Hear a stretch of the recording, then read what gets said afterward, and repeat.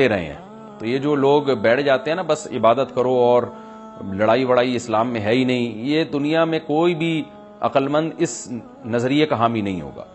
تو طاقت اور قوت کی اسلام میں بہت زیادہ اہمیت ہے.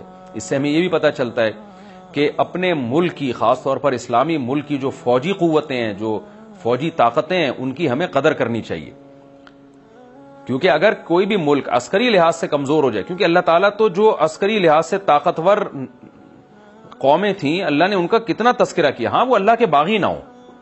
تو اسلامی ملک میں کوئی بھی اسلامی کنٹری ہے، چاہے سعودی عرب ہے، چاہے پاکستان ہے، چاہے ترکی ہے، کوئی بھی اسلامی کنٹری ہے، اس کی فوج کی قدر کرنی چاہیے، کیونکہ اسی کی وجہ سے ملک کا بارڈر محفوظ ہوتا ہے. اگر مسلمان عسکری لحاظ سے کمزور ہونا شروع ہو جائیں تو کافر ہمیں گاجر مولی کی طرح کاٹنا شروع کر دیں، اسلام دشمن قوتیں ہمیں کھا جائیں، ختم کر دیں ہمیں کھا کے. تو نیک قوتوں کو اپنی بقا کے لیے ہمیشہ سے ایک اسلحے کی اور طاقت کی ضرورت رہتی ہے. اس کی اہمیت اسلام میں بہت زیادہ ہے. موسیٰ علیہ الصلوۃ والسلام کے بعد کتنے بڑے بڑے جنگی کمانڈر پیدا ہوئے.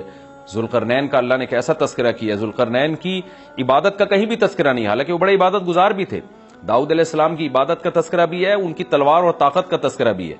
تو اللہ تعالیٰ جہاں عبادت کا تذکرہ کرتے ہیں تو طاقت اور قوت کا بھی تذکرہ کرتے ہیں. اس سے عسکری لحاظ سے اپنے آپ کو مضبوط کرنے کی اہمیت کا ہمیں پتہ چلتا ہے کہ اسلام میں اس کی بڑی اہمیت ہے.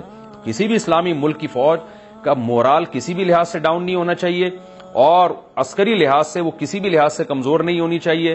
اور اس کو چاہیے کہ اعدوا لهم ما استطعتم من قوہ پر عمل کرے، کہ قرآن کہہ رہا ہے روز بروز اپنی طاقت اور قوت میں اضافہ کرنے کی کوشش کرو. اس سے مسلم قوم کو کبھی بھی غافل نہیں ہونا چاہیے، اور کوئی بھی ایسا کام جس سے مسلمان قوتیں اور طاقتیں کمزور ہونا شروع ہو جائیں، اس کام سے ہمیں بچنا چاہیے. دوسری بات